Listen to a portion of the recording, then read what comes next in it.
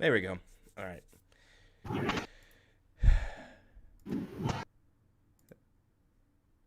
That should have worked. There we go. Yeah. Now, there we go. People get yeah. All right. Now, keep talking. Yeah, okay. Let me know when I should formally start as well. Yeah, okay. Okay, perfect. Let me know when I The should stream audio is formally fine. start as well.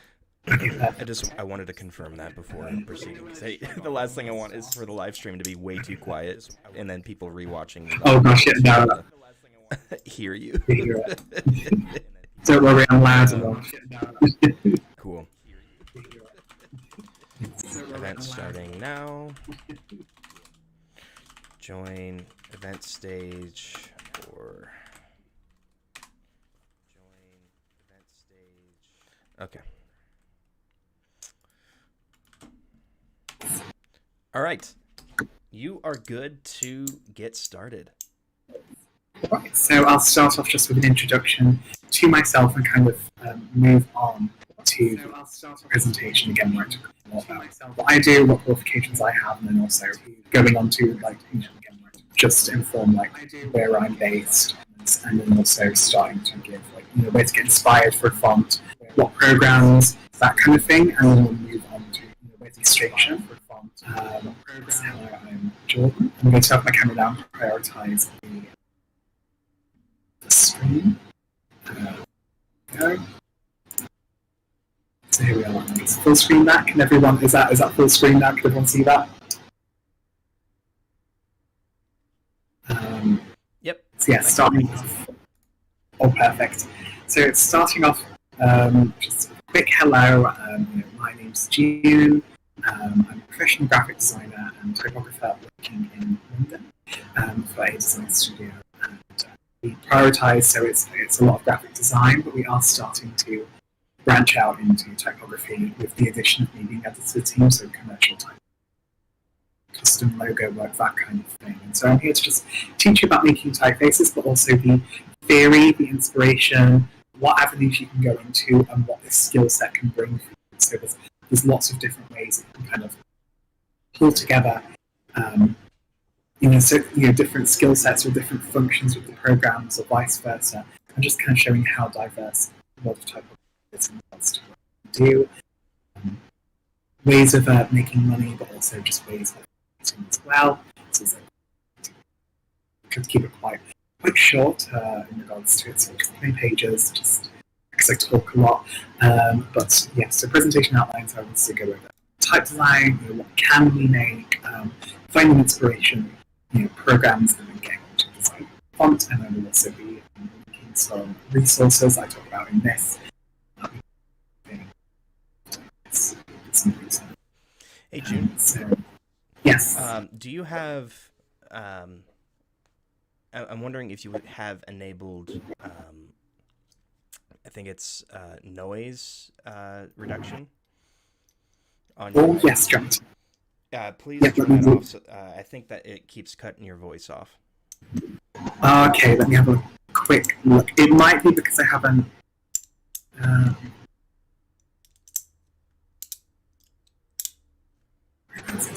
Noise.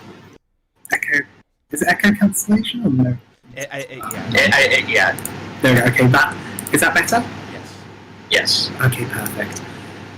Would you like me to go and redo all of that, or should I carry on from? Just review the. The agenda. Okay, it's perfect.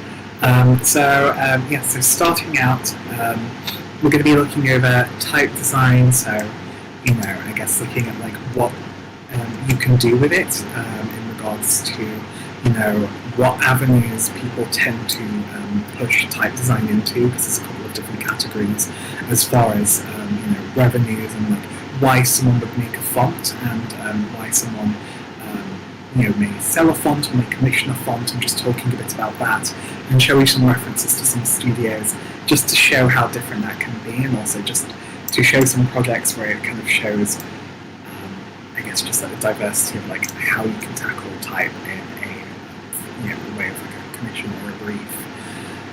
Then we want to go over what can you make. So just really the limits of what we can do with type design software, but also just with designing type itself. There's a few different ways we can look into that. Finding inspiration is just something that I speak about briefly, just to show where I get my inspiration from, and to talk about where you as designers may find your inspiration from, and showing that it's not always in the most linear places. And then I want to delve into some programs, because the program I'm using today is a paid-for program outside of the Adobe Suite, so I wanted to show what is the commercial kind of, I guess, like this industry standard, which is what I currently use, and also some free alternatives and just other alternatives as well, because some programs are Mac only, some are Windows only. So I just wanted to cover all bases, because depending on what level you are at or what you're wanting to make, it really depends on what you need, regarding what you're making, essentially. And yeah, then getting to designing the font, which I'll show you a demonstration of me just throwing together the starter typeface, just quickly showing you the tools, showing you how the program differs from Illustrator as well, because I think that's quite an important thing, and quite a big kind of selling point. Yeah, going straight into type design, so there is a couple of different routes. So one that we call is commercial type. So the company I'm working at, we're developing commercial typefaces, and what this means is we are creating typefaces to sell rather than creating typefaces on commission. So we are working for ourselves, or there are some instances of working for charities, or working in groups. But the whole idea is for this to be available for people to purchase or to download, depending on if you're putting up a font for free or if you're requiring licensing for that. Basically, it's about putting it out so designers can access it, as opposed to fonts that are made custom for companies. So I have a few examples here of really great foundries that I really love that do commercial typography. So you have Colour Farm, I think. One of the ones I think you guys may know, Pangram. I think they've made a really great online presence, and they have a really great way of showing how they market their fonts as well, which is something that might be good for you to look at as well. Colour Farm, actually, my flatmate, my good friend and flatmate who lives with me, actually does all of the graphic design for Colour Farm, so all of the specimens, all of the website pages, and all of the Instagram stuff is done by him. And so, he kind of like, it's about following their brand, but also making something that's marketable, as something that's not too, it's not too specific, it's playful, you have your inspiration there, but, it's still wanting it to be able to be used in like a mass set of settings. And F37 is a really great design studio and foundry. Again, it's a very similar thing, really detail-orientated, but a really good example of commercial typography and what that can encompass. And then I want to talk about... yes. Yes. I'm wondering... People are having a hard time hearing people. Oh, what, sorry? People are having a hard time. People are having a hard time hearing. Are they having a hard time hearing? What input and outputs makes them have? Okay, let me have a look. Oh, it might be because when you turn on the music, I think it mutes everything.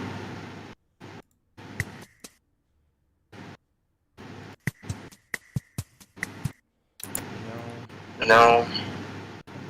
Let's see.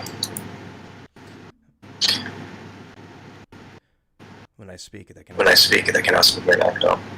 Let's see. Okay, yeah, I'll get my headphones, maybe that'll help as well. I have a microphone, it tends to have issues with my Macbook. It's the only issue. But I can put headphones in and just get that so it stops that echo. Try. Yes. Is that any better? I don't hear the echo of myself anymore. Let's see.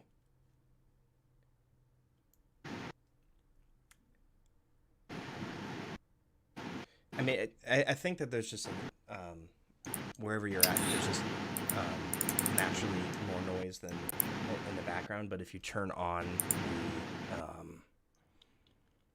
the sound suppression or noise suppression, then it's going to also glitch out your own voice. Right, okay, I have a microphone. It's not best quality for this, but I will grab it and see if that helps. Okay, yeah, let's just pause quickly. real quick and see if that'll work better. I appreciate it.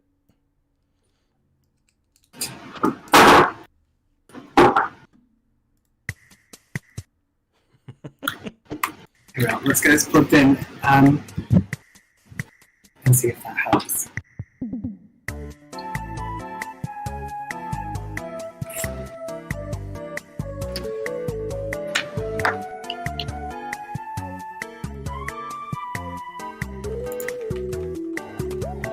Is this any better? Keep talking. Hello? Is this... Yeah, there we go. Is this working a little bit? That is much better. Okay, good. I think it's... I don't know what it is about Macs. Either, like, depending on what program it is, they either have the crispest audio ever or, like, absolutely abysmal. Yeah. There we go. We'll just keep this in our back pocket. All right. Okay, perfect. Sorry, I didn't mean... I had to interrupt just because of people were having a hard time hearing. Oh, no, don't worry. So I'll let you continue.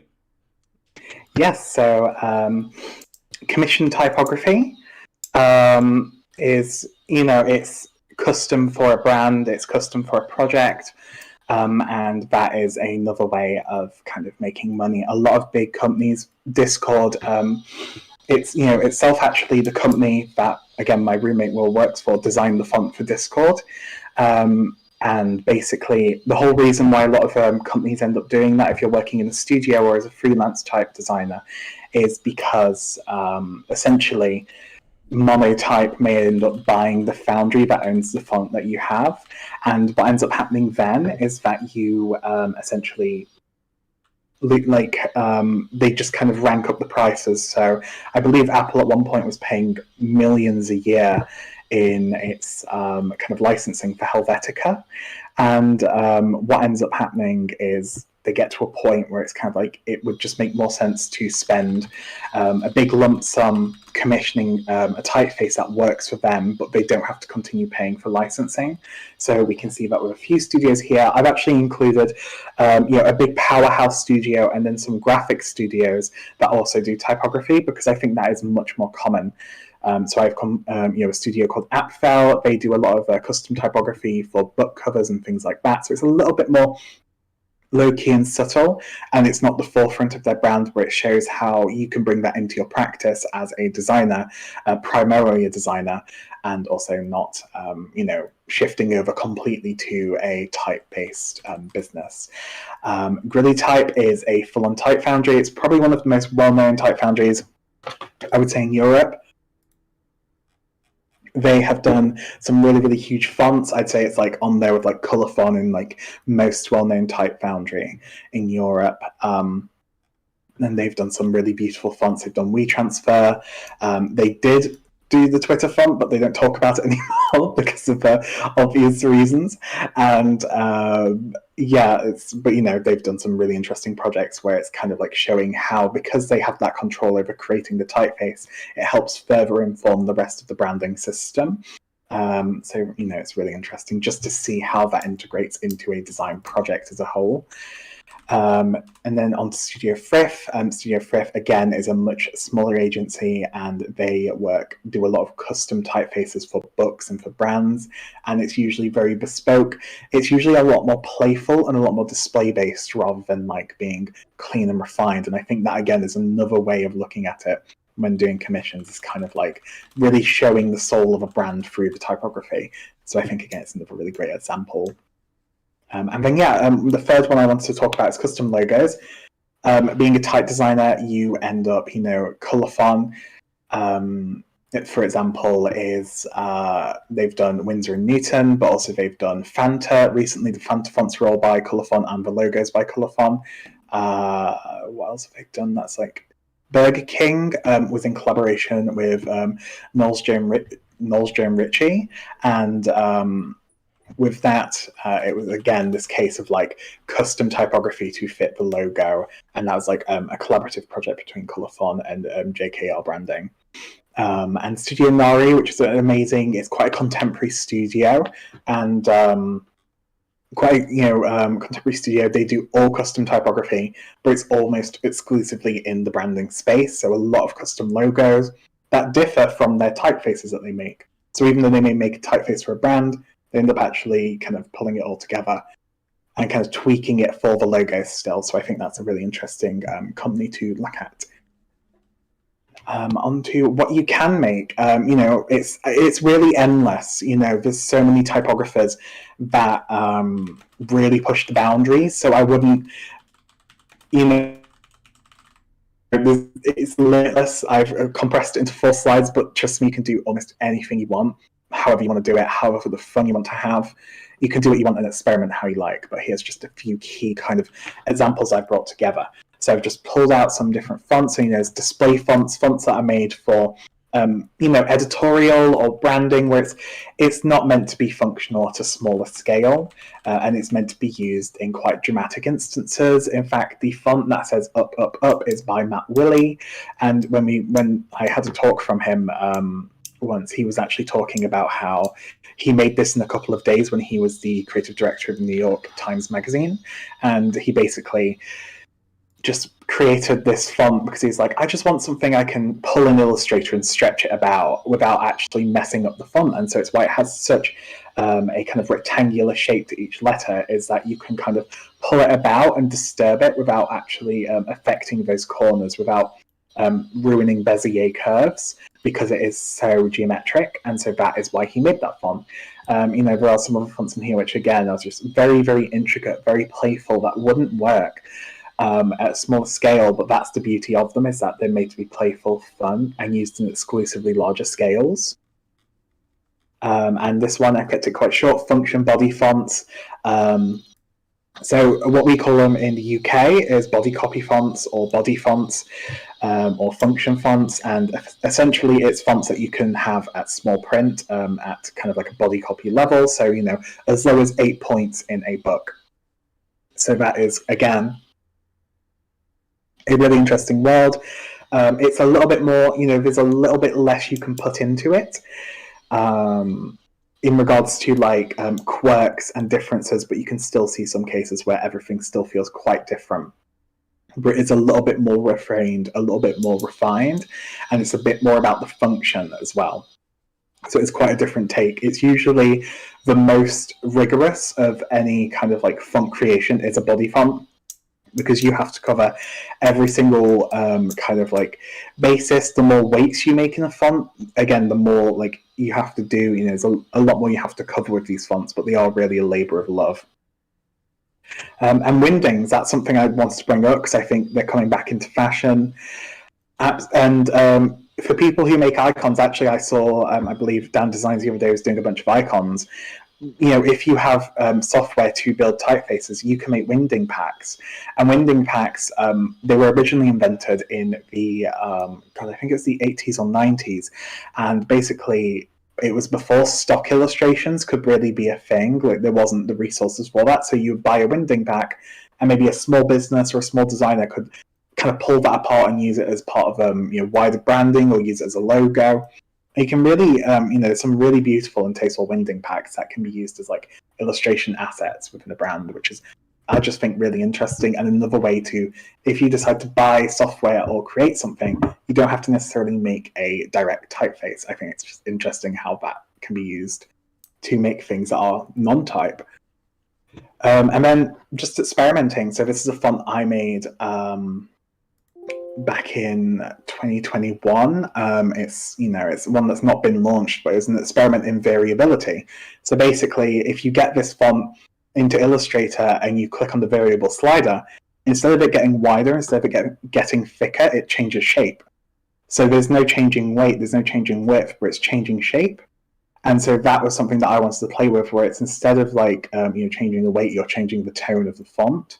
And I think that's quite a interesting take. It's playful. It's really breaking the boundaries of what the software can do. If you do have experience in, I think it's particularly Python coding, you can actually, I think, custom write perimeters as well, which is just an incentive to get into coding if you're interested in that and interested in typography, because again, it pushes the limits of what you can do and what you can package into a single font.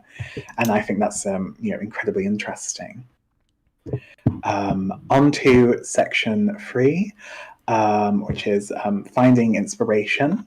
And this is something that I feel like it's definitely very hard to pin it down as a designer. Like, what do we kind of pin it on? It's sometimes really hard to find inspiration for a project, with a brief. Whereas like sometimes for typefaces, it's much more you find something interesting and you want to build off of that. So it's a very different formula most of the time. We lost the come through. Compared to essentially a brief where you're feeling a brief, it's a little bit different. You're looking at different references than you would following a standard design brief. I've just taken the chat on my phone as well so I can see. The share screen went down. But yes, you love some views and I'll answer those in a moment before I start designing. Actually, I'll have a look in a moment. But yeah, how I find inspiration as a designer. Here's actually a project that I have. I don't live here no more, so I can talk about it. It's about one specific niche village, which I grew up in. So, but this is actually my master's project my thesis project, essentially, when I was finishing my master's degree. And what this is.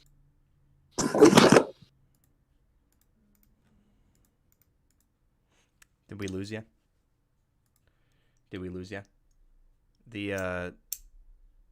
Maybe it was a connection issue.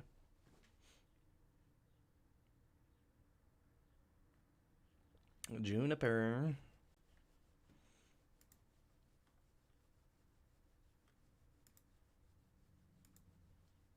Oh. There we go. Are we back?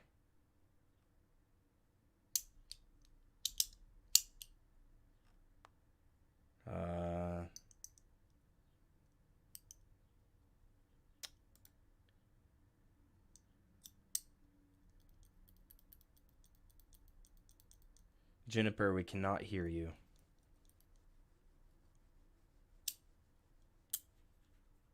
Not quite sure. Is Discord messing up? Like leave and come back, maybe? Hello? There we go. That was weird. There we go. So sorry. No, it's because I joined the chat on my phone because I can't see the chat from my Mac while I'm full screening, and it kind of just dragged me out. Yeah. I'll manage the chat. Manage chat. Thank you. And I'll check it once I finish. So did we get to about here?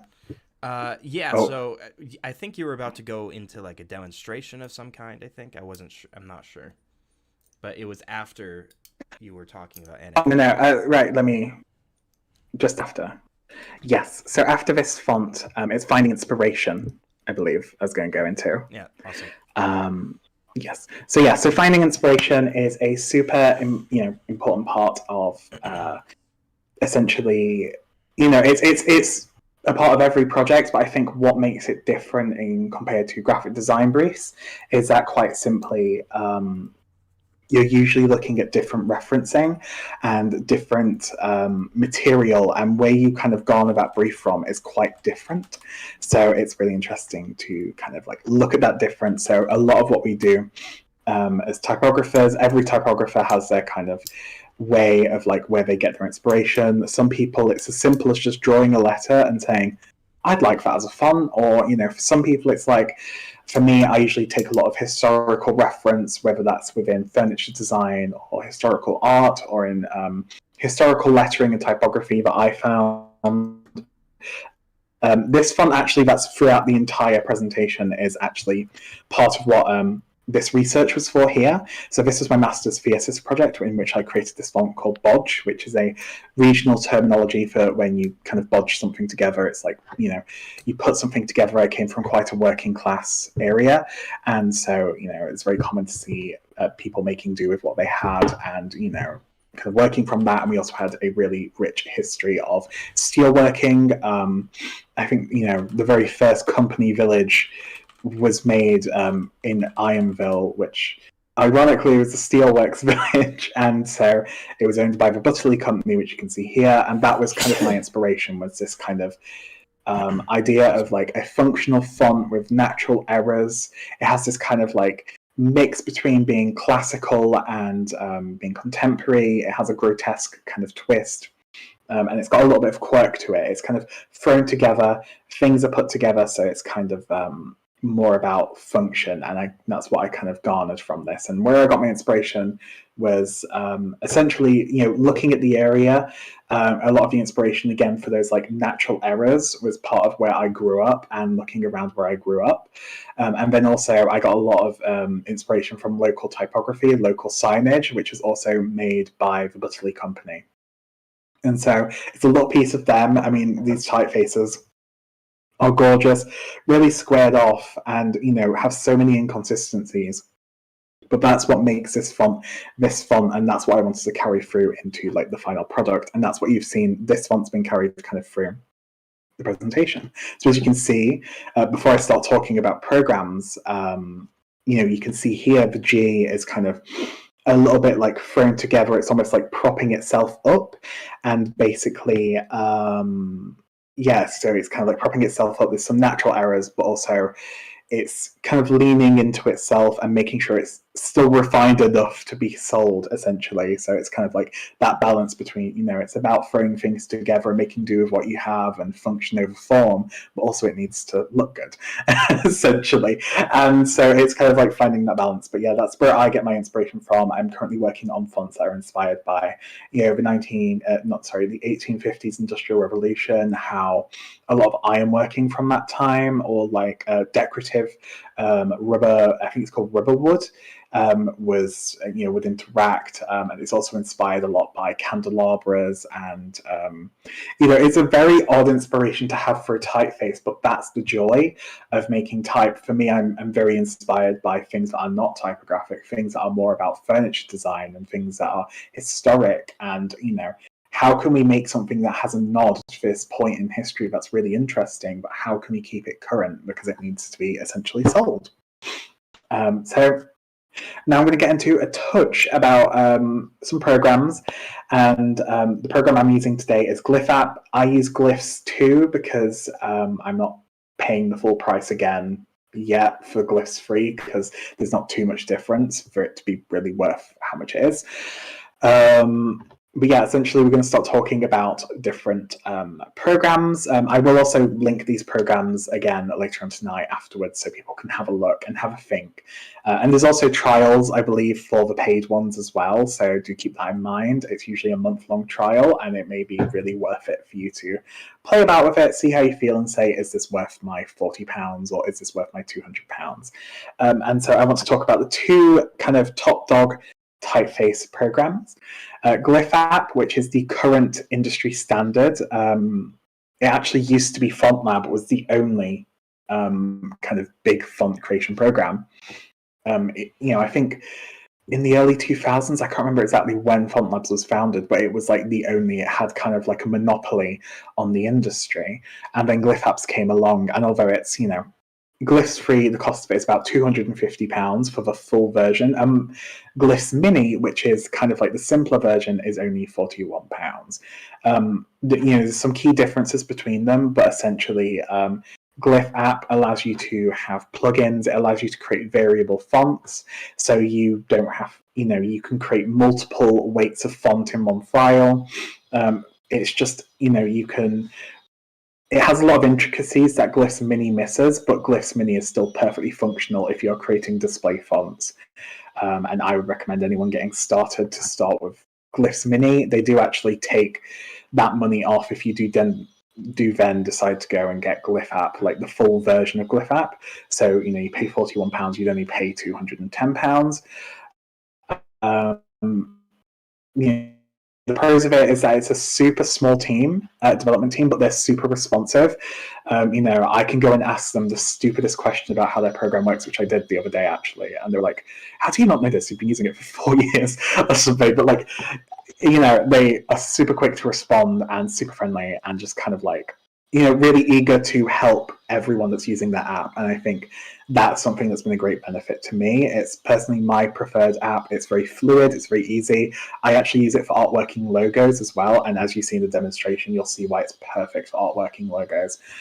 It's just a really intricate program, which kind of simplifies it, but you can use it and kind of get working straight away. But there's more and more you learn as you go as well. There's so many shortcuts, but you can still really get straight into it. It's similar enough to Illustrator that things kind of make sense from the start. And I'll also link some tutorials if anyone is interested, as well. Just like some more tutorials so they can look back on as well alongside this stream. Yes, and then on to Font Labs. So Font Labs is the original kind of like the OG font program. It's kind of slipped out of being the industry standard. Most people I've spoken to who are also typographers from, being members of big studios, like, I've spoken to people at Northern Block, Colophon, spoken to people Pangram,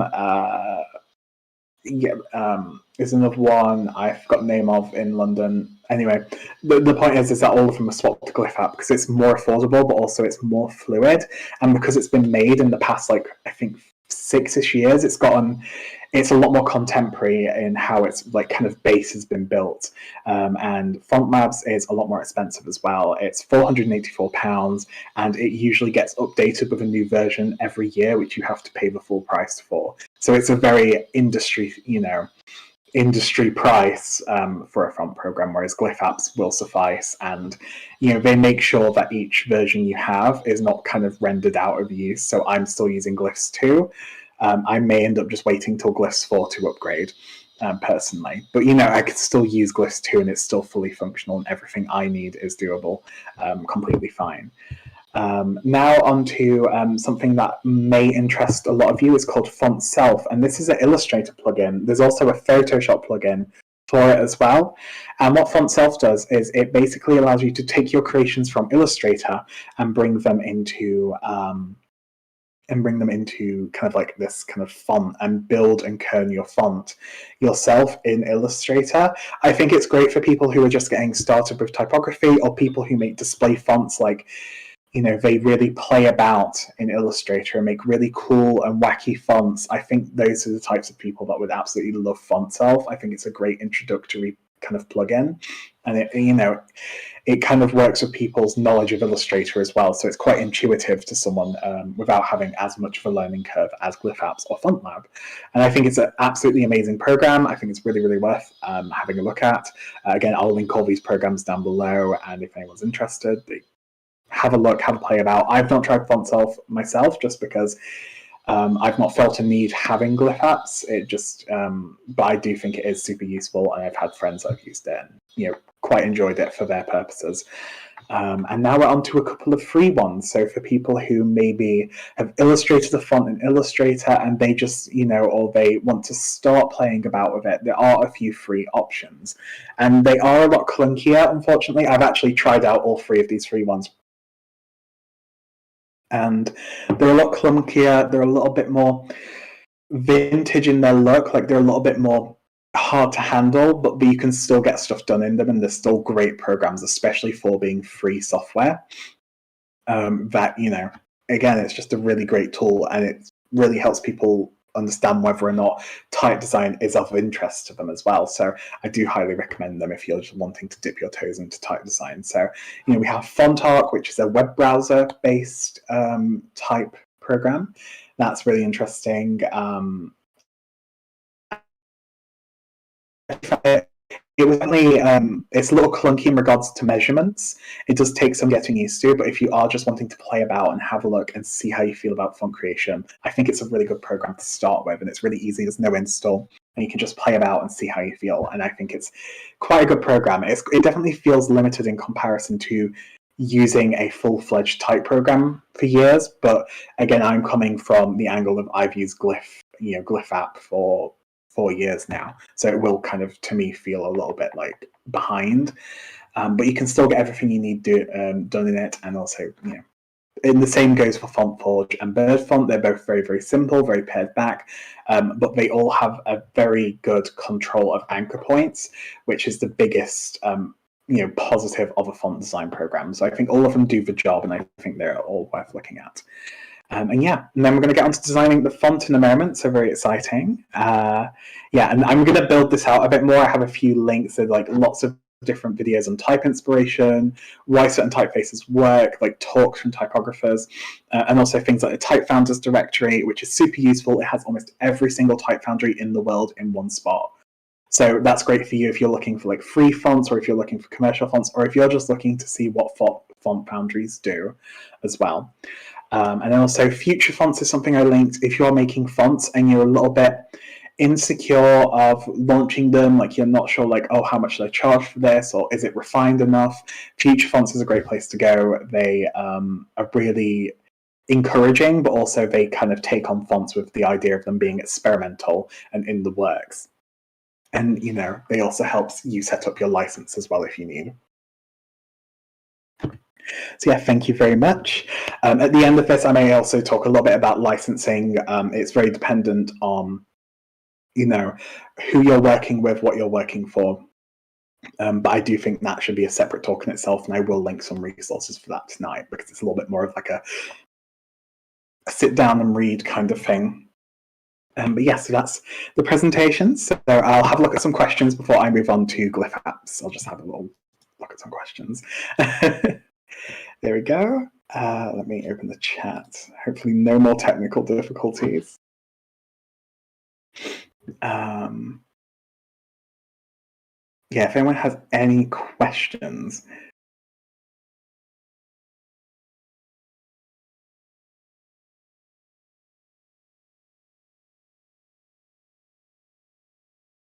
Oh no, people asked to. Sorry. There we go. Oh, no, that's all right. Oh no. Could you link the links in the chat that were in the previous slide? Oh yeah, of course. What I'll do as well is I'll make a post in the where's it called? In the resources. Okay. Once you do, I'll be able to do a follow-up post and say, hey, look, in case you missed it, go to the live stream and also check out these resources. Oh yes. I'm going to elaborate a bit on this after this stream. Actually, I'm going to add a bunch more. Just so lots of reading content for those who want it. Is there any questions? If you could upload. Best process. Well, I think that would be yes. helpful. Perfect. Are icons designed like fonts? Okay, let's have a look at some of these questions before I get over to showing the demonstration. Yeah.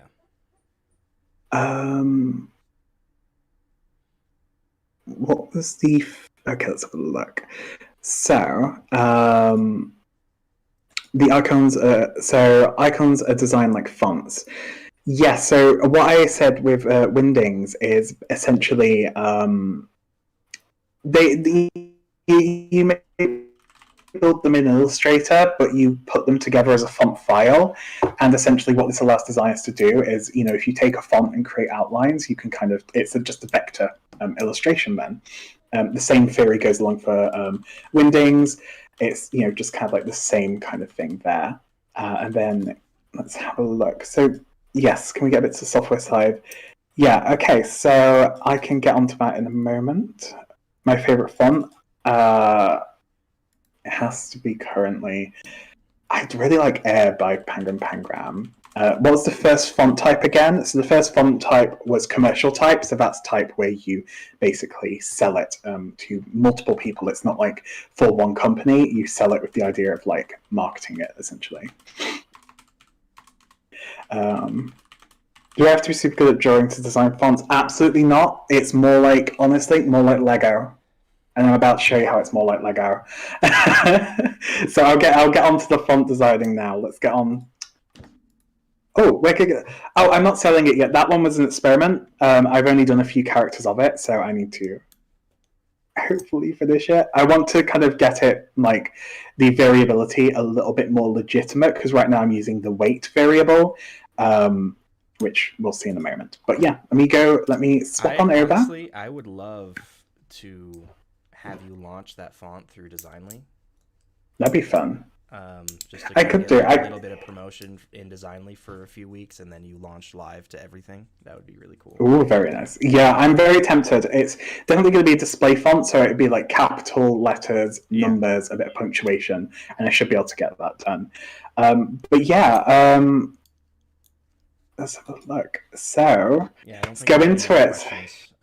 So let's get into the practical side of things. This looks interesting.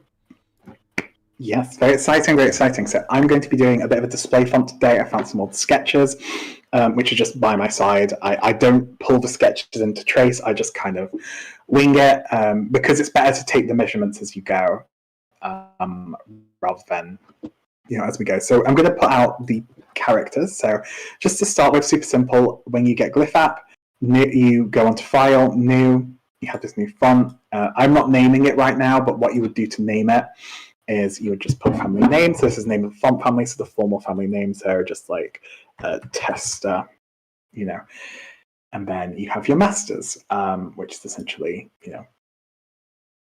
basically a master is like, so like, how you have regular, bold and light, those are your, it's kind of like that. So it's basically a weight of your font, like a key weight. So right now we have regular. You can change the names of these to whatever you want as well. So you can get really chaotic with what you name them if you want. And you can also just mark down like, okay, so what's its weight? So this is really good for variability. So like usually it's a scale of like 100 to 800 or 900.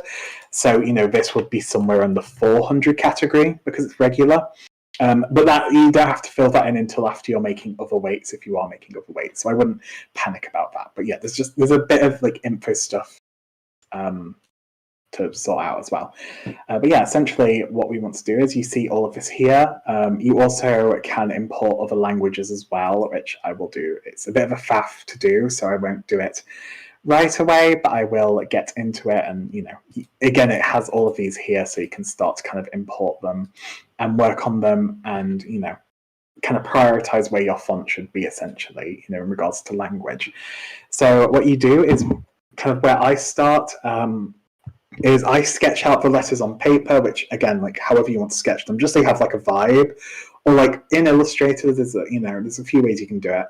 But I like to do start out with the H and the O, lowercase, and I like to design the uppercase really afterwards, unless I'm feeling particularly inspired. But I like to start with the H and the O, and that can like spawn a bunch of letters. So let's get into it. So I actually would recommend for using a program like this, you may want to use the pen tool. Honestly, I would say personally. I would personally start with the shape tool. And it is literally like Legos, essentially. So we have right here just this nice weight here. I have a plugin that tells me the exact width of something. I want this to be quite wide. So you'll use the arrow keys a lot. It feels almost like playing a game. So right now it's 160 points wide. I'm actually going to take it to about 200 because I want it to be real wide for this font in particular that I'm doing. And essentially all I will do then, copy it over, check the spacing between here, 200. I'm going to have it be 100 because I want this to be a wide, condensed, bold display font. So as you can see, just, it's the same commands as Illustrator, essentially. All you need to do is double click on this so everything's selected and hold Alt and then click on the anchor point. And I like to hold Shift as well so it stays kind of bound to the right place. As on top of that as well, what we will then do is I like to take it down to this line. So this line is a parameter and you can change this. So for my purposes today, because I'm just doing a demonstration, I won't need to do that. But basically, you go into the information of the info section, so this button here, and it will tell you kind of like the current heights of each section. So this is the kind of like X height, which essentially is kind of like the point where some of your lowercase letters will end. And essentially, what you then want to do is pull together, just another little piece. So now what I'm wanting to do is, this is 52. You can choose, so technically, theoretically, if you were creating a humanist sans, which is like a more like well-rounded sans, so you wanted everything to look the same way all around, what you would do essentially is you would have this be around, I'd say around 4 to 8 points smaller than your one's going across. I've got vertical, and they're horizontal weights. So essentially what you're doing here is kind of like optical sizing. For me today, I want to play about with, there we go. Yeah, I've got the right one. There we go, perfect. So essentially, using the key commands just to make sure everything kind of slots together. I don't think I want it to be super, super thick. I think I'm actually just going to put it down to about 100. So you can lower it down. And I recommend doing key kind of mainly sticking to the arrow keys. And what you'll find is when we're working on the Bezier curves, it ends up being like a lot more simplistic. Not simplistic, but detail-oriented in comparison to Illustrator. So what I'm then going to do is I'm going to start to... let me pull all of this. You know what I'm going to do? I'm actually going to pull all of this together. And then you can click Alt, and when you click on a line with Alt, you can now bend and start to play about with the anchor points. And what's really cool about these anchor points is in Illustrator, if I was to do this, it would affect this line. If I was to, let's see, so if I was to do this, it would be absolutely sending this line crazy. And you can see as well, like, we don't have to curve this line. We can choose to curve this line, but it's not going to be affected by what's going on up here. So we have complete control over the curve in comparison to Illustrator, which can be a lot more finicky and a lot more kind of, if you move a Bezier curve in Illustrator and it freaks out, whereas in GlyphApp, it will move only that Bezier curve. It'll move only that anchor point, unless you double click on it and you do this, and then it allows a reactive anchor point. So I can kind of like do whatever I like, create some crazy shapes, stuff like that. For this, I personally like to keep it quite restrained. And then as you can see here, this is actually getting quite a bit larger when we check the weight here. But you can kind of start to choose. So obviously this is going above the X height right now, but like we're more interested in getting that shape correct rather than, whether or not the X height is correct, essentially. And a lot of it is optical as well. So what we're going to do is we're going to play about, just see what kind of works. It's a big game of just messing about and seeing what looks good to you. I'm going to keep it quite simple today. I'm going to keep it like this. I don't think, it's not a font I'm necessarily going to be finishing. It's just something to show. So I'm going to keep it quite basic, keep it quite simple. And here is our basic font. Now, I also want to show you the creation of serifs, because serifs are... This is something I discovered the other day, and I was so mad because I already finished like 2 serif fonts. So I was very, very upset at this. But essentially what you're going to do... Oh, can I remember it? That is a good question, actually, if I can remember doing this. Here we are. So I'm going to create the serif first, and then I'll create the glyph for it, and then we can make corners essentially.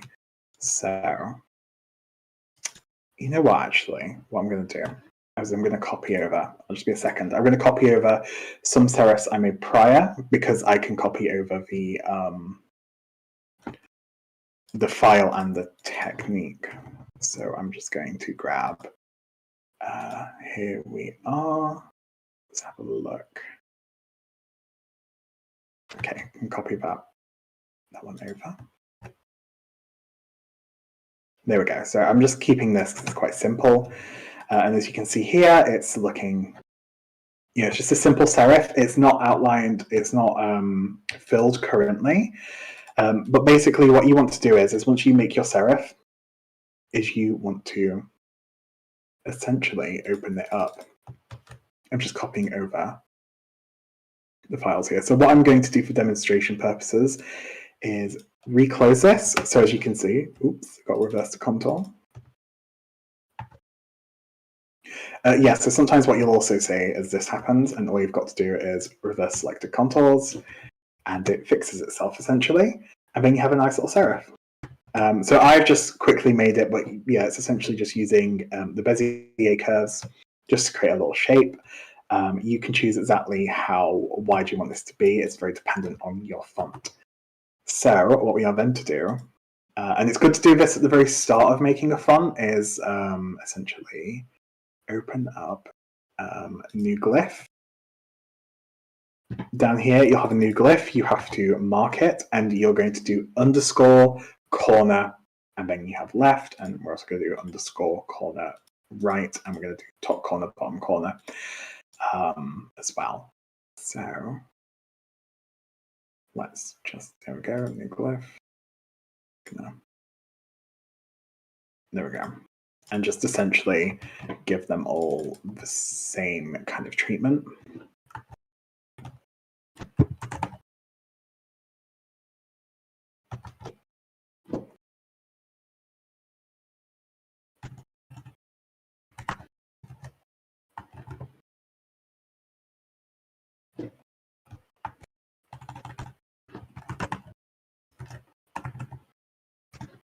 There we go. And essentially then you have 4 corners, which we have made here. Got to find them now. We've got all of these. Yep, okay, we've got all of these. It's very hard when it's blank to kind of see what's going on. But essentially what we want to do is we want to copy over our corner that we made. So you just go over and copy the corner you made. There we go. Then I believe, let me double check this, make sure I'm doing this right.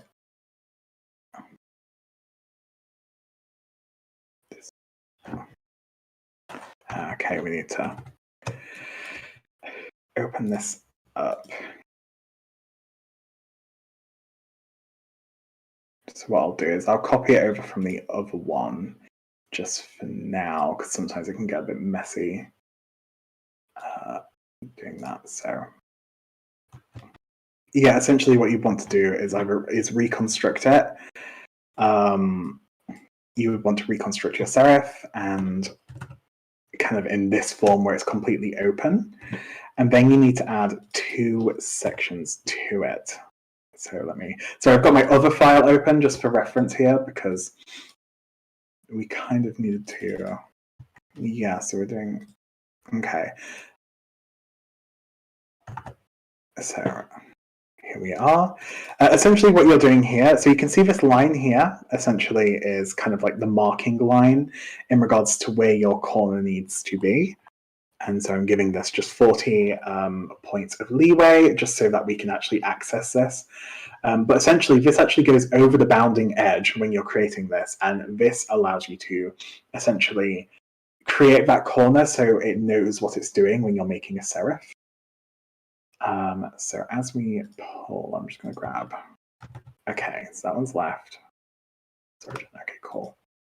Can I copy these over? Yes. So then what you would do is I've just copied this over for like speed, for the sake of speed. But essentially what you would do is you would, I believe it's add. Yeah, so you add an anchor, and these have two important titles. So as you can see here, this one's left, this one kind of starts. So what you'll see is on the start of your serif and the start of your line, right here, there's this little arrow, and what this arrow is saying is this is where the line starts from in its code.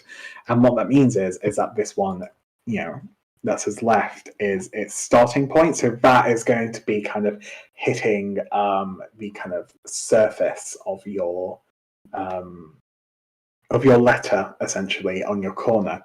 And then what we have here is the origin. And again, this is just making sure that it sits flush at the bottom of whatever item you're building. And so what I'm going to do is I'm going to delete this and hope and pray this hasn't, because I put in another anchor point, it doesn't get angry at me. Because sometimes, just like Illustrator, it does have its flaws. So what I want to do then is add corner. There you go. So you just right click on it, click on add corner, and once you set that up, you have so much more time saved. So for this demonstration, I'm personally, because I'm not going to be making tons and tons and tons of like letters, I'm going to cover a bunch of them. I'm not going to make all the other corners, but I just wanted to show it for demonstration purposes, because it saved me so much time, and people just were not explaining it properly, or like they were explaining it, but not in terms that I kind of like got. It was either like culture difference or people that have been type designing for 20 plus years kind of thing. So here we are. So I'm just going to be doing this just myself, just putting these together. This is another perfectly valid way of doing it. I've done it like this before, where you just select the whole thing, you slot it together. It's just a little bit quicker to do it the other way, essentially. So we do then, you just do a little flip. Again, using your arrow keys are your best friend. You're going to get a much more precise application if you use arrow keys. So just doing just a little serif, and then you can choose how to serif the bottom of your fonts as well. Like sometimes H's have an inward serif, sometimes they do not. I'm not adding one to this because it doesn't have the capacity for an inward-facing serif. It's a little bit too condensed, so I'm not adding one.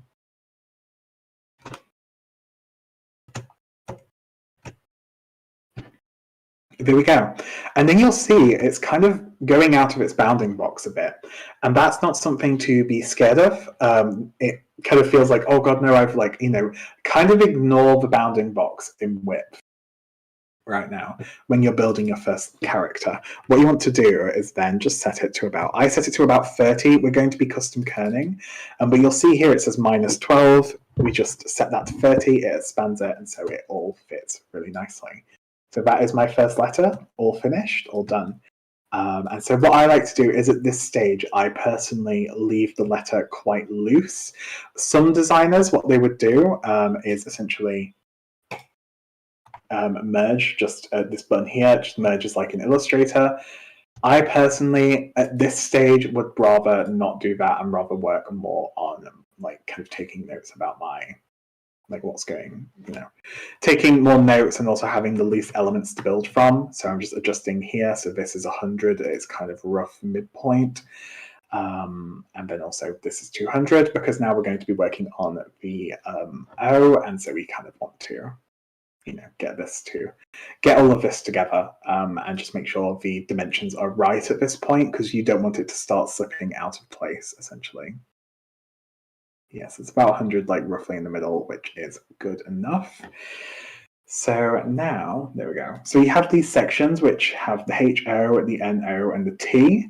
And so what this is you could, I thought it had some really fancy purpose, and all it does is basically take note of your weights.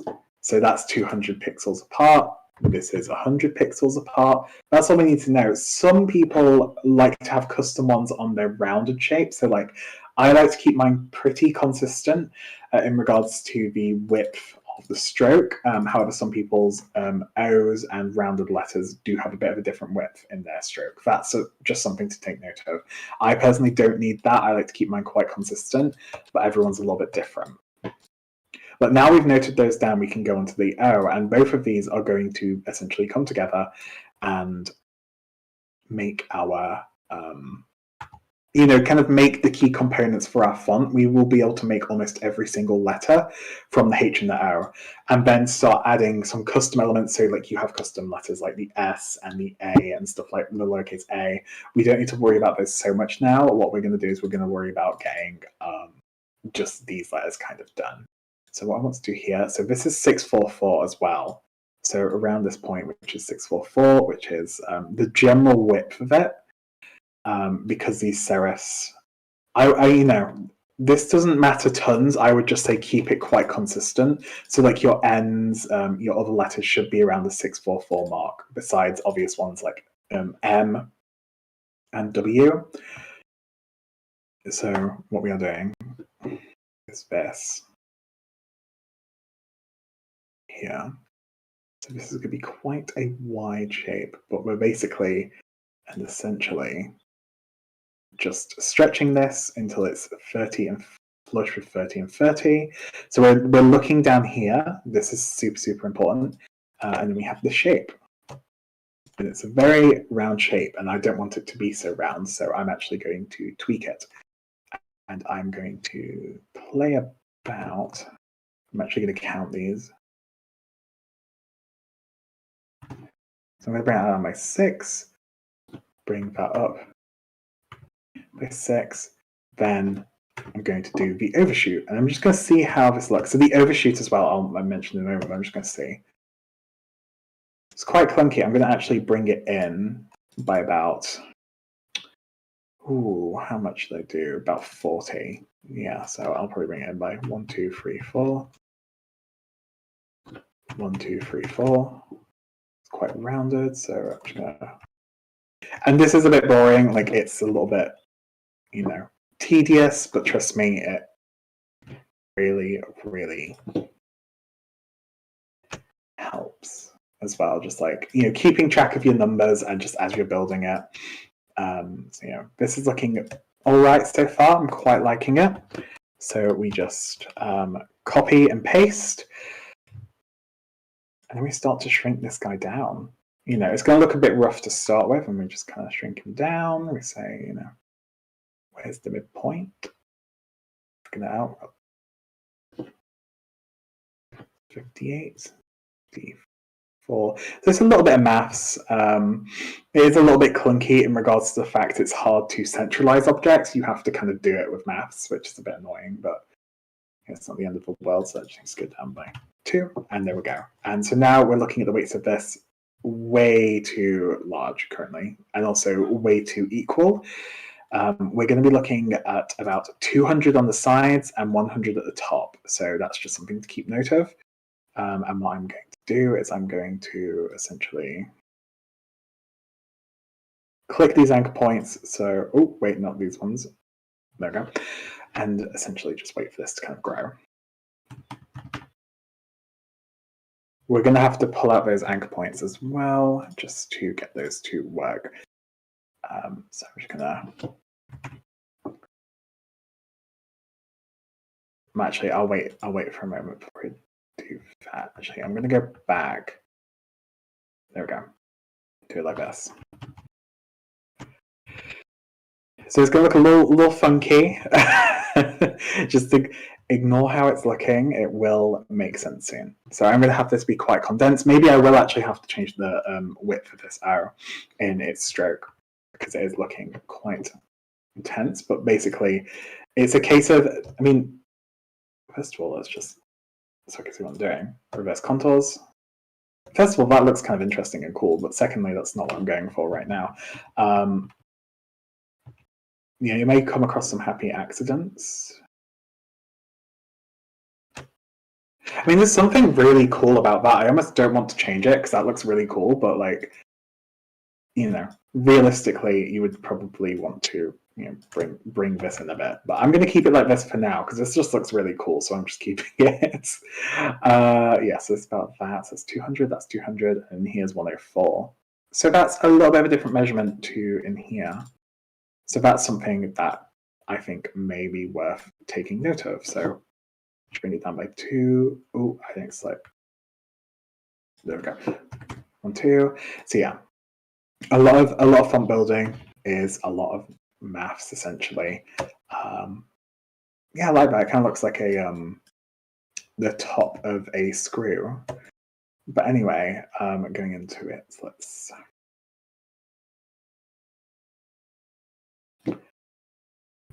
There we go, about 100. And yeah, so I'm going to see if I want to change this shape. There's something about it I really like, but I might change it.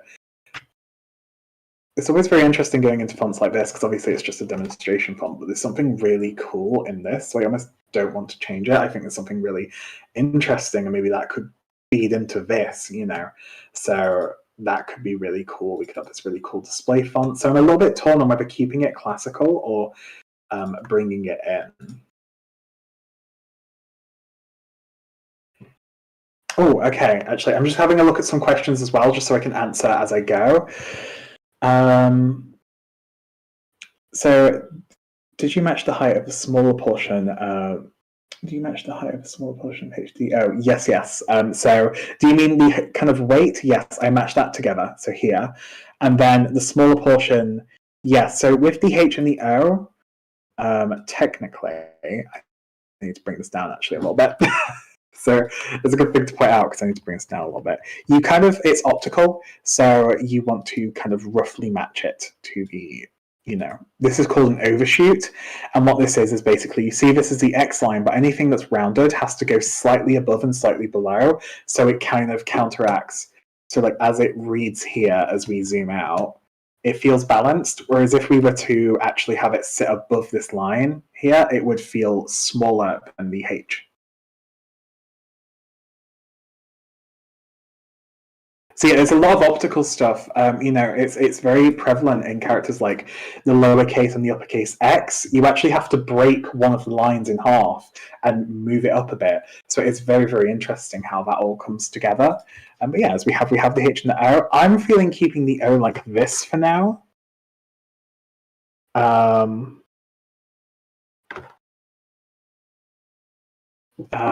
then yes. Let's start doing the other letters. So now once we have this, there's the obvious letters that we have. So we have, these letters right here. And obviously these are just derivatives. Actually, let's get the U in here as well. Let's not forget that. There we are. Perfect. And so we're just going to do the easy ones first. So basically the whole idea of tackling a font, really simple. Do the easy ones first. That's all it is. So I'm going to go with this. Pull this down to this.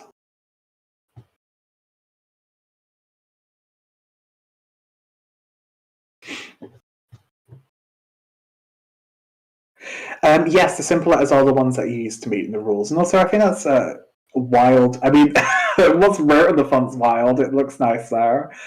So the simple letters, okay, let's go into the simple letters because, there's some absolute nightmares in the font world, like fonts that are just absolute demons to work with. Not fonts, letters are absolute demons to work with, and I'll kind of go through the good ones right now. So your simple ones like your N, your H, your M, your U, they're all derivatives of each other, so they're very similar. Very, very similar. I mean, this is the N. The N's pretty much done. We could custom tweak it. When you're doing a display font, you can kind of do what you like. You can make it as complex or as simple as possible. Really up to you. For a body font, what you would do is you would have these be derivatives of each other. So how we would do that is how we make the M is just by making that, copying this over. We're gonna have to kind of finesse it a little bit, but just due to the kind of how condensed the font is. But essentially what we could do, just kind of pull this together. See how that looks. I'm going to play about with that a bit more. But yeah, essentially it's just a game of like seeing what kind of works. But yeah, these letters are really easy. Another set of letters that's super easy is the D, the B, the B, and the Q. So as you can see, those are also super easy. They're all derivatives of each other, and they're all derivatives of the H as well. So you're kind of seeing them as like, this is the child of this letter, if that makes any sense. Like, this is this letter's baby, essentially. So, and then here, the same kind of thing. As you can see, this is peaking in the wrong place now. So as you can see, this is not below the kind of like baseline. And so what this means is that like when we zoom out, it's going to feel a little, like you can see how it just feels a bit off. Feels a bit like it's not hitting the floor, the hypothetical floor, even though it is literally. So we optically correct it by just having a little bit of an overshoot. But yeah, so your letters like I mean, we could easily like get a good portion of this typeface done in under an hour. I mean, it's good. It's good to take your time with the typeface. Don't get me wrong, but like for speed's sake, I'm not going to do the whole thing because I think that would be, keep people here a little bit too long. And what I'm going to do is I'm going to switch over to another example of a font that's in the works from me, so we can kind of look at it in a bit more detail. So do that. This is looking a bit funky. What's going on here? Add an extra point and just say, yeah, let's just have a bit of fun. Let's just give it some leeway so it kind of has room to breathe. Something like this. We could add a curve to it as well. I'm going to add a curve to it actually because it'll annoy me if I don't. So just alt click. I like that, but I'm going to just give it a good old. Nope, that looks horrible.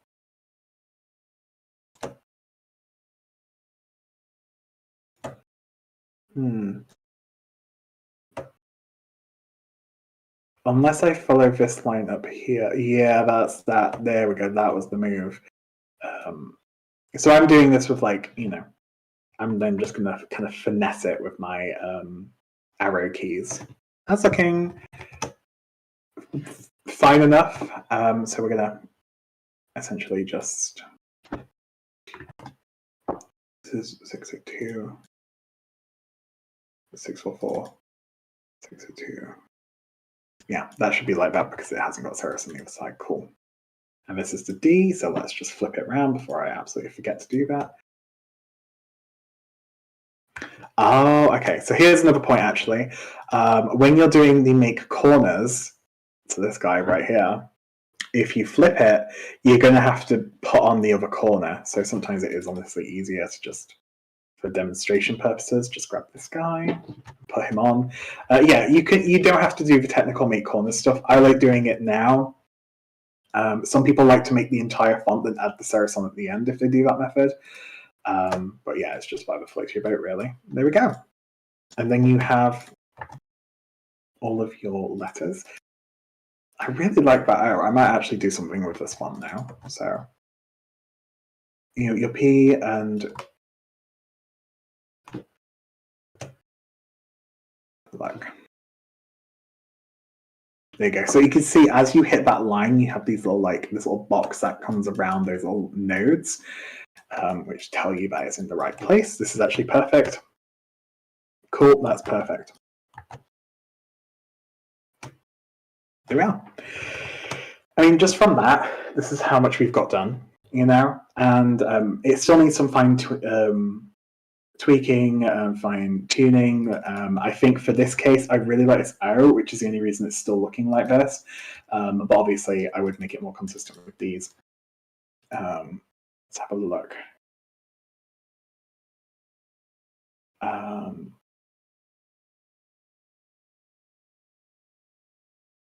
Let's have a look. Yep, we've not got any. Oh, optically adjust. Yeah. Yeah. Let me know some questions. I'll keep looking through as well. But yeah, this is where we're at currently. So I'm just gonna yeah, any questions anyone has? I can kind of go into a bit more detail. Pretty straightforward. What was the program again? This is Glyph app. This Glyph. is yes. Okay. Glyph app is the only cons is that even though it's industry standard, but it's Mac only. So that's the only thing is that like, oh, what? Sorry. That sucks. It is. It's a bit. I think there's ways to get it to work on Windows, but also there is Font Labs. There is what else is there? There's Font Labs. Some of the other free versions I suggested. There are ways to get glyphs working on Windows. I've heard some people do it. I've just not done it. Ugh. I mean, yeah. I know how to do both. You know, yeah. Friendly advice. Knowing how to use both operating systems is probably a best case scenario, because if you get into a job and they only have Macs, if you get into a job and they only have PCs, it's best to know how they work. Yeah, Macs. Yeah, it's good to know both. In the design industry, in a lot of studios, it's very Mac only. And so then it causes this kind of monopoly in the sense where like the developers of this have stated that unless it becomes something that they get so much interest from Windows users that they feel the need to port it over, they just don't think it's worth the money of making currently, just because it is such a niche program.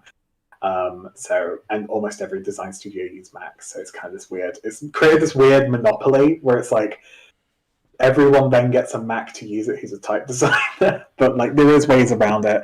There is other programs. Also, another question. I think Altair asked what family this would fall under. Would this be slab serif? Ooh, good question. It definitely has some hints of slab serif, so it's kind of fluid. But what I would say makes this not a slab serif is the curve in the serif. So it is technically more of a traditional serif. Kind of almost looks wood type style, actually.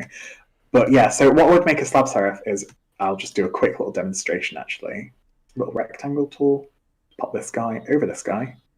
Slab serif, essentially. I mean, they can be angled. It's pretty easy. All right. Got it. Yeah. So like, there's no curve, so that's what makes a slab serif, and it was usually used for like, well, at least it's like, there are some exceptions, like some typewriter fonts would fall into like a more slab serif, even though there is a bit of a curve in it due to how it was made. But generally, there isn't, like, there's not this traditional like curve here, and where this curve comes from is in a lot of very, very old ancient lettering, such as like, Latin, things like that, when they were carving the stone. It's actually much easier to create this kind of pillar shape.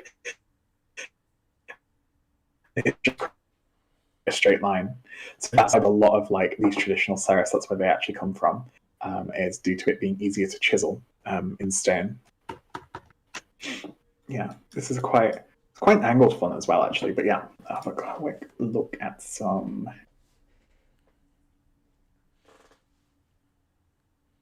I don't think people are asking questions right now. I struggle with pairing sans with serif fonts in the same design. Only posters. What are some tips? Yeah, sans serif. So what I would say is look at foundries. So sometimes, even with free fonts, they'll be made by a foundry or a designer. Look on their website; they'll usually have solved that issue themselves. If they make sans and serif fonts, they've probably made them that go together. Whether or not they meant to, it's like that is something, because when you are designing fonts, you're like, gotcha. I want to be able to use more than one. So that's a good way of looking at it. Another way as well is playing with weight. So going for like a bold sans and like a light or like a regular serif, that could be a way of doing it as well, where there's enough contrast in most of the elements that it looks good. So a lot of really trendy posters have really lightweight sans fonts or script fonts, and then they'll have a really like a semi-bold sans font, essentially. Yeah. Okay. But yeah, I guess the last thing to do is to show. I can show like one of the fonts I'm working on now, so I can show some. Yeah, Monterey Black and Basketball Light. Yeah, and I think also look at the tone of the font. I think it's really, if you look at the history of it, it may help as well because some of them may have harder edges or softer edges. So like, like a more harsh font could actually work well with like Aardvark, which is this really round, almost like Cooper Black kind of font where it's really bouncy. So like a harsh font could work with that, or maybe you want to lean into the roundness of Cooper Black and actually go in with like Pangram Sans Rounded, so it kind of complements it. So yeah, there's definitely look at the features of the font. Like, is it sharper? Is it softer? And do you want to contrast that, or do you want to, or do you want to lean into it? I think that's important. So if it has any quirks, like, do you want to lean into that, or do you want to kind of deviate from that in your work? But yeah, what I'll do is I'll change Windows to my other one. This is Vase. This is a working title Vase. It's not the final title. It's not the final title, but we can have a bit more of a look at the inner workings of a font that I've spent like a significant amount of time on.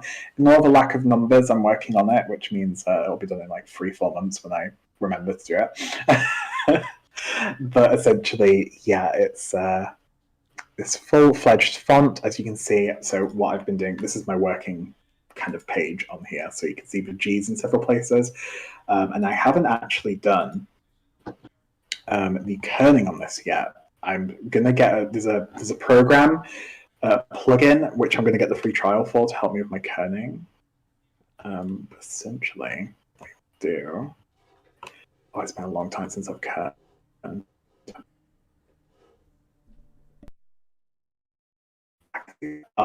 Yeah, that's doing it for both of them. Yeah, it's been a while since I've kerned. One moment.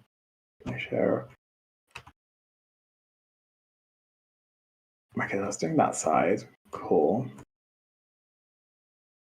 Okay, so I'm gonna leave kerning for now because I can't. It's been a long time since I did it because I use a plugin for it, but the plugin costs quite a bit of money, so I don't really want to put it forward. But yeah, there's also kerning that needs to be done, but I'll link some resources for it because it'll take a while. Basically, there's a whole thing with kerning groups, but I will link some resources to kerning groups if people are interested in this program, because I have to double check with my dyslexia if it's going to end up like on the spot, like writing code. Might end in disaster. So I'm going to leave it for now. But what we can look at in the inner workings of kind of like this font essentially, so you can see where things derive from each other. But yeah, is there any?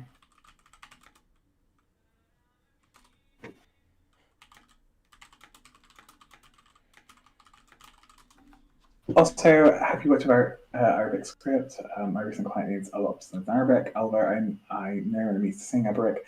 I know what looks good, but I would love to know how to customize them. So I have not had the chance to work on many of the languages. I've looked a bit of Cyrillic. And I wish I knew the name. I wish my flatmate was here. He's visiting his dad for Father's Day, so I can't go and ask him. But their foundry, Colophon, actually source out a type designer who's probably one of the most famous Arabic script designers there are, and essentially you can edit them in the same way. I wouldn't know exact pointers on legibility would be my issue. So unfortunately, I can't, give you any clear-cut advice on what exactly to do.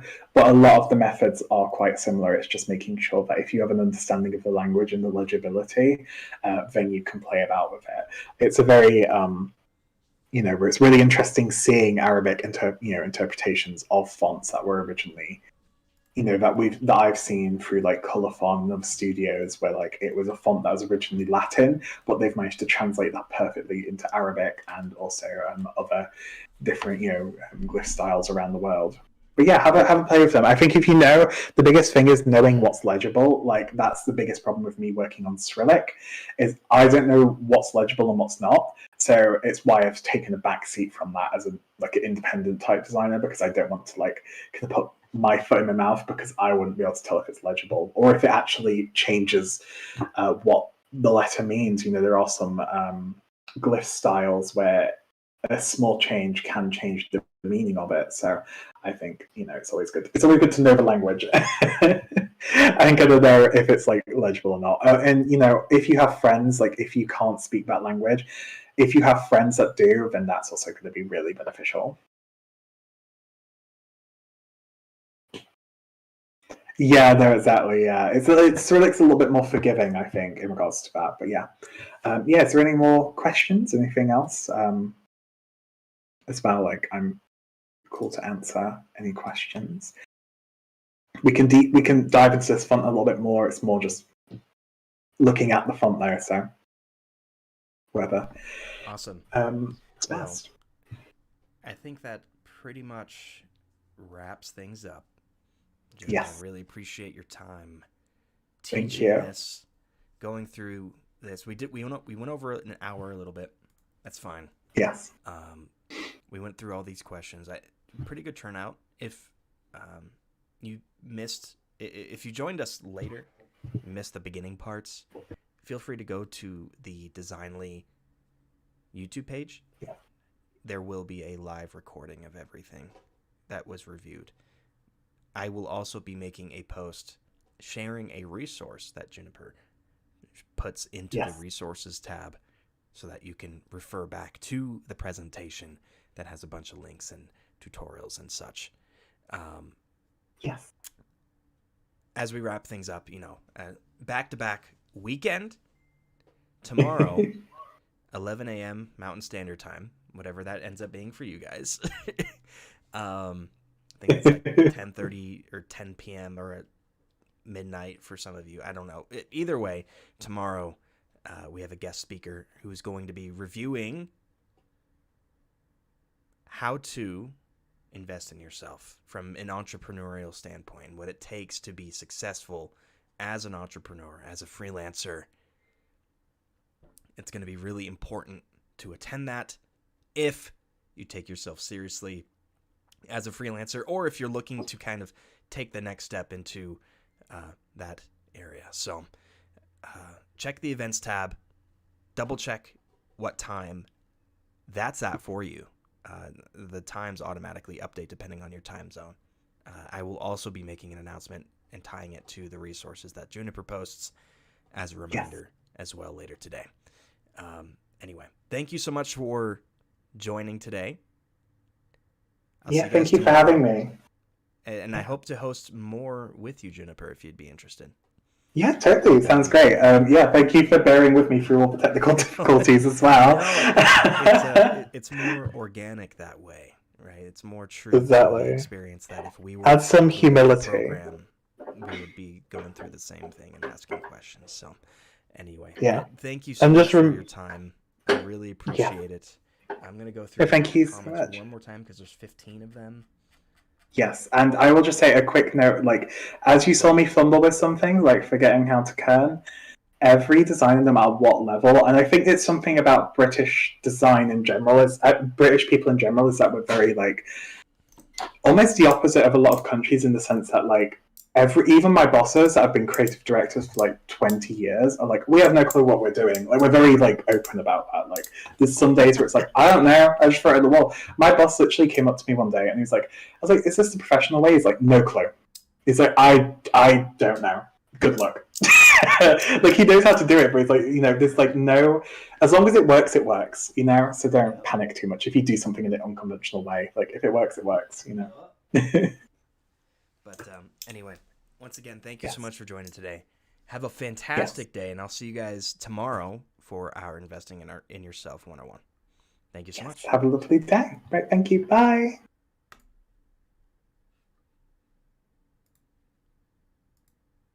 Okay. Well, that went well.